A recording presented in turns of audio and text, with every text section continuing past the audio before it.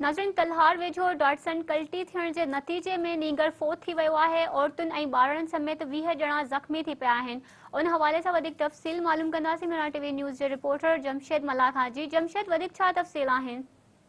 जी बिल्कुल, तव्हांखे ॿुधाईंदो हलां त अफ़सोसनाक वाक़ियो तलहार वेझो हाजी खान स्टाफ वटि मेन हैदराबाद बदीन रोड ते पेश आयो आहे, जिते हिकु तेज़ रफ़्तार डॉटसन टायर फाटण सबबि कल्टी थी पई, जंहिंजे नतीजे में औरतुनि ॿारनि मर्दनि समेत 20 ॼणा ज़ख़्मी थी पिया, जॾहिं त 14 वर्षनि जो राहुल कोहली फोत थी वियो। ज़ख़्मियुनि में रमेश, गोविंद, मीर खान, मैगी, वीरसन, विजेश ऐं ॿिया शामिल आहिनि। समूरनि ज़ख़्मियुनि खे फौरी तौर ते तलहार अस्पताल पहुचायो वियो, जिते खेनि तिबी इमदाद ॾिनी वई, जॾहिं त वधीक ॿिनि ज़ख़्मियुनि कया ऐं निशा खे गंती जोड़ी हालत में बदीन अस्पताल मुंतक़िल कयो वियो आहे।